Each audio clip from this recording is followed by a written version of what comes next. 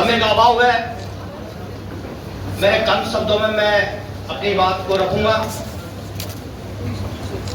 राष्ट्रीय अनुसूचित जाति जनजाति विकास परिषद के प्रांतीय अधिवेशन पे मंच में विराजमान हमारे आदरणीय राष्ट्रीय अध्यक्ष जी प्रवीण जी मांगरिया साहब, पूर्व केंद्रीय मंत्री आदरणीय हरीश जी मीणा साहब, नमो नारायण जी मीणा साहब, राष्ट्रीय महामंत्री जी पीसी बेरवाल साहब, महाराष्ट्र से पधारे हमारे वहां के विधायक महोदय डॉक्टर सुशील साहब एवं विकास परिषद के राष्ट्रीय पदाधिकारी, प्रदेश पदाधिकारी एवं जिला के समस्त पदाधिकारी एवं एसएसटी के समस्त भाइयों बहनों और युवा साथियों, और इसी के साथ में राजस्थान के प्रदेश अध्यक्ष बड़े भाई जगदीश जी मीणा जी का बहुत बहुत आभार एवं धन्यवाद अर्पित करता हूं कि उनके सानिध्य में जो कार्यक्रम आयोजित। मैं ज्यादा नहीं बोलूंगा क्योंकि यहाँ सब मेरे से सीनियर अनुभवी आदमी हैं, सामने वाले भी अनुभवी हैं, मंच में भी अनुभवी हैं, जो युवा साथी वो भी अनपढ़ तो कोई है नहीं, सब पढ़े लिखे हैं और सबको पता है क्या हकीकत है, क्या गलत है, क्या सही है, क्या होना चाहिए, क्या नहीं होना चाहिए, कैसे होना चाहिए, सबको पता है। बताने वाला भी इतना नहीं है, सुनने वाले को सबको पता है कि क्या करना चाहिए अपन को। ऐसा कोई व्यक्ति नहीं जिसको जानकारी दे अपन, सबको सब कुछ पता है, सब पढ़े लिखे हैं।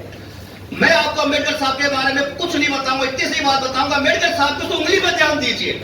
अम्बेडकर साहब की मूर्ति पे वो एक उंगली जो होती है, उस उंगली का अर्थ क्या है?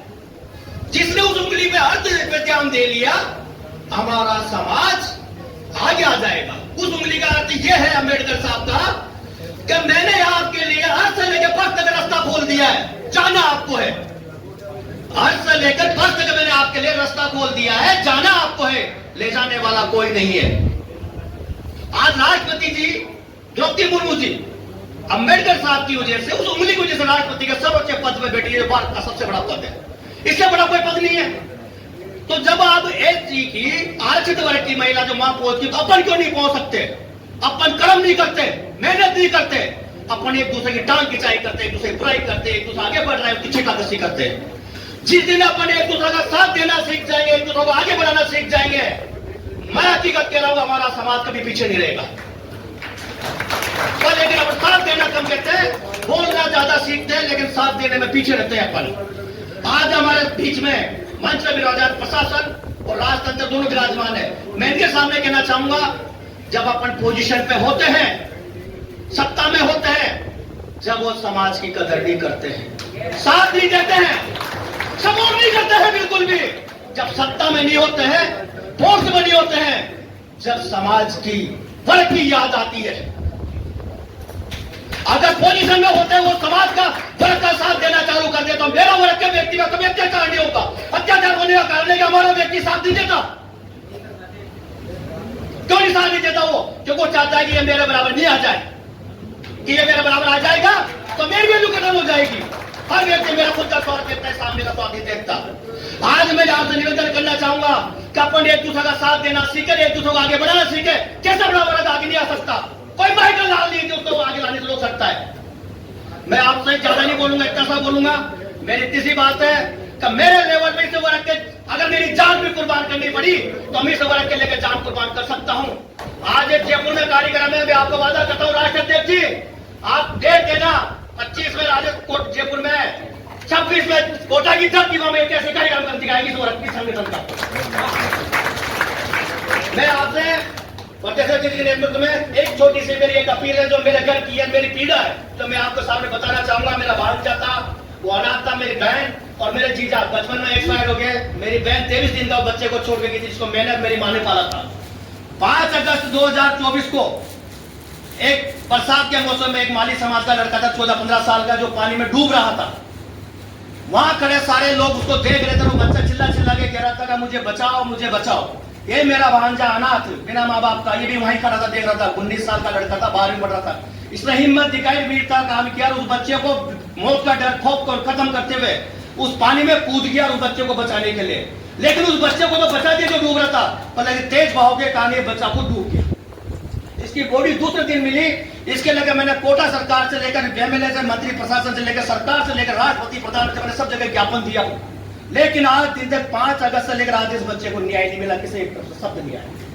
कल मैं इस कार्यक्रम आज तक कल मैं ये आया, कल भी मैंने यही अपील बनाई, ज्ञापन से यही अपील बनाई। कल मैंने राजस्थान के जितने भी सिविल लाइन के अंदर मंत्री, राज्यपाल, मुख्यमंत्री, पूर्व मुख्यमंत्री, जितने मंत्री थे उनके सर पे गया। केवल प्रेमचंद बेरवा जी मुझे मिले, बाकी एक ही मंत्री मिला। बाकी मैं स्टाफ में पीए या स्टाफ जो मिला उनको भी अपील देके आया हूँ। मैंने जगदीश जी भाई साहब कोटा आए थे, इन्होंने मुझे जब अभी लेटेस्ट आया वहां मुझे इन्होंने बुलाया, मुझे प्रदेश उपाध्यक्ष का संगठन बनाया। इस प्रदेश उपाध्यक्ष की जिम्मेदारी के नाते संगठन की मैं पूरी भूमिका निभाऊंगा। इसके अलावा मैं राष्ट्रीय राज्य कर्मचारी संयुक्त महासंघ लोकतांत्रिक का कार्यकारी प्रदेश जवाहरलाल कर्मचारियों का मैं नेतृत्व कर रहा हूँ। पर मेरी ये अपील है इस संगठन के बेस पे कि मैं राष्ट्रीय अध्यक्ष जी से, आदरणीय हमारे पूर्व मंत्री जी से, बेरवाल साहब से, कि इस बच्चे को एक शहीद का दर्जा दिलवा के, एक राष्ट्रपति से वीरता पुरस्कार दिलवा के इस बच्चे को न्याय दिलाया जाए। इस संगठन से मैं आशा करता हूँ। और आज सबके सामने अधिवेशन में मैं राष्ट्रीय अध्यक्ष जी को नमोनारायण मीणा जी को यह अपील करता हूं कि इस बच्चे के लेकर आप राष्ट्रपति को ज्ञापन लिखे, सरकार में मुख्यमंत्री जी को ज्ञापन लेकर इस बच्चे को शहीद का दर्जा दिलाकर न्याय दिलाए, एक अनाथ बच्चे को। और मैं इस संगठन के प्रति कोटा की धरती पे जगदीश जी ऐतिहासिक कार्यक्रम करके दिखाएंगे और राजस्थान के एससी लोगों को, भाइयों को जोड़ने का प्रयास करेंगे। और एक बात और मैं कहना चाहूंगा, एक चीज अपन एससी के लोगों के अंदर, एसटी में तो डर नहीं है, क्रांतिकारी है, लड़ाकू है, पैसा वाली है, सक्षम है, परिवार वाले। एससी के अंदर ना परिवार साथ देता है, ना पैसों से सक्षम है, और जो भी थोड़ा बहुत सक्षम हो गए तो बिल्कुल निडर है, डरपोक है वो। उनके अंदर कोई दिलेरी नहीं है, कोई पावर नहीं है। वो सामने ऐसा आने नहीं चाहते, डर लगता है कोई गोली मार दे, कौन मार देगा गोली यार? जिसने जितना जन्म दिया है ऊपर वाले तब तक जिएगा आदमी, कोई किसी को नहीं मारता। पर डर खत्म करना चाहिए। जब तक ये आरक्षित डर खंडी खत्म करेगा ये आगे नहीं आएगा। मैं आपसे एक ही विनती करता हूं, केवल आप अपना डर खत्म कर दीजिए और आगे आ जाइए। फिर देखो आपका समाज जो बाबा साहब ने सपना देखा ना 100% पूरा होगा। मेरे डर की वजह से पूरा नहीं हो रहा। मैं युवा साथियों, आप कर्म कीजिए, मेहनत कीजिए और आगे बढ़िए। कोई माय का लाल आपको रोकने टोकने वाला नहीं है, कोई छीनने वाला नहीं। आपकी जो पोजीशन है पर लेकिन कर्म के आधार पर आपको पोजीशन मिलेगी, मेहनत के आधार पर पोजीशन मिलेगी। जय हिंद, जय भारत। सामरिया जी डर के आगे जीते हैं और राजस्थान में और पूरे देश में ट्राइब छोटा भाई है, शेड्यूल कास्ट बड़ा भाई है।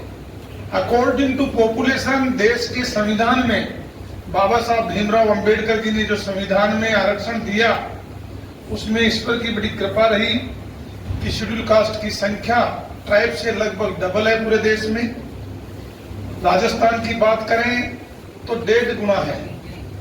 बात ये मंच के माध्यम से आनी चाहिए कि 1991 की जनसंख्या के आधार पर जो आरक्षण हमें दिया जा रहा है, बाबा साहब के सपने के साथ जो धोखा किया जा रहा है, उस धोखे को हम पूरा कैसे करें, ये मंच और विशेष रूप से मैं मांगरिया साहब आपके नेतृत्व में इसलिए जुड़ा हुआ।